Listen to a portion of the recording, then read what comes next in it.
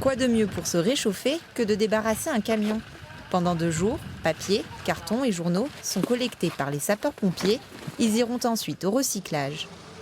C'est une démarche écologique. Le recyclage, maintenant, c'est dans le temps. Donc finalement, tout le monde peut faire ce don de carton et de papier pour le Téléthon. Ça coûte rien aux gens, juste nous l'emmener.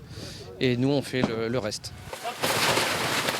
Entreprises, supermarchés et particuliers jouent le jeu et stockent toute l'année. Des bouquins, des trucs qu'on a accumulés toute une vie. Et puis voilà, avec Internet, on a besoin de beaucoup de choses. C'est un peu encombrant, mais enfin ça prend un tout petit peu de place pour amener tout ça le jour du Téléthon, quoi. Et c'est vrai que c'est pas un gros effort à faire.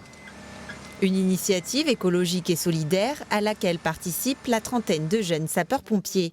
Moi j'aime bien aider les gens et que c'est toujours ça de fait. Ça fait du bien aux personnes à qui on aide et aussi ça nous fait du bien à nous de pouvoir aider d'autres personnes. Je trouve que c'est bien, et puis ces jeunes qui font aussi des actions dans ce sens-là, les jeunes sapeurs-pompiers, futurs sapeurs-pompiers, je trouve qu'ils s'impliquent et voilà, c'est aussi pour participer à leur action. Comment vous allez pouvoir le savoir qu'elle est en arrêt respiratoire? Des formations professionnelles, une formation aux gestes de premier secours est ensuite proposée. L'an dernier, les sapeurs-pompiers ont récolté 140 tonnes de papier pour un chèque de 15 000 € reversé au Téléthon.